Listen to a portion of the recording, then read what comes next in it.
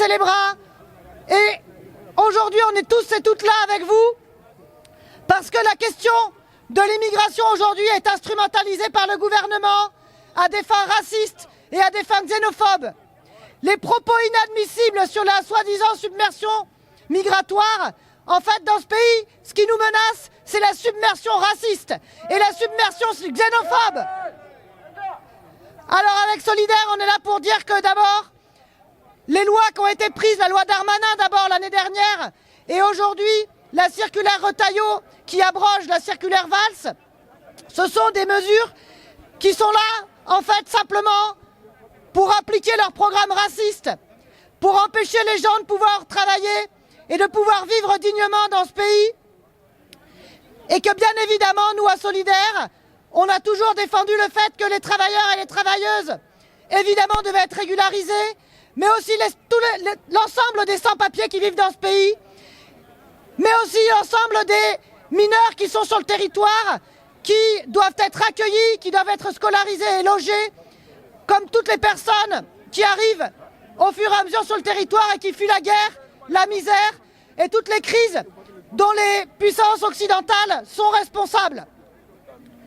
Donc aujourd'hui, on va dénoncer évidemment le fait que les conséquences de cette loi et de cette circulaire, c'est de fermer les guichets, c'est d'empêcher les régularisations, que la situation est de pire en pire et que nous n'allons pas nous laisser faire face à cette guerre qui est faite aujourd'hui aux immigrés, pas seulement aux immigrés sans papier, mais à l'ensemble des immigrés, des étrangers qui vivent sur ce territoire, puisque, y compris, c'est une fabrique de sans-papiers qui est à l'œuvre avec le non-renouvellement d'un grand nombre de personnes qui aujourd'hui sont en train de perdre leur travail, de perdre leur logement, de perdre leurs droits face à cette politique.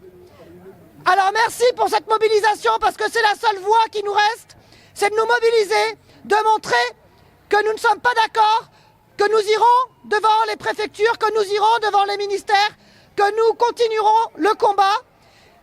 Nous continuerons évidemment à lutter auprès de nos camarades de Chronopost qui luttent depuis 3 ans pour leur régularisation et qui se réunissent régulièrement le vendredi devant la préfecture de Créteil. Nous continuerons à nous mobiliser aux côtés des mineurs isolés qui occupent actuellement la Gaîté Lyrique et qui doivent tous pouvoir être accueillis, hébergés et scolarisés dans des bonnes conditions.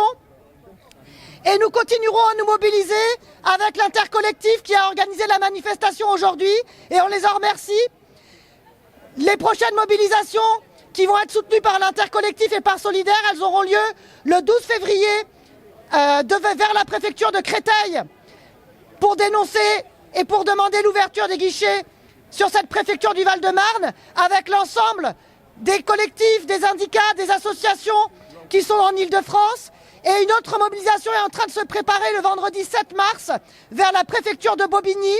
Et nous irons demander l'ouverture de l'ensemble des guichets, l'ouverture de la régularisation de l'ensemble des sans-papiers et le renouvellement des titres de séjour pour la régularisation de tous les sans-papiers et la liberté de circulation et d'installation contre ce système et contre ce gouvernement raciste et xénophobe. La lutte continue, camarades. Merci beaucoup.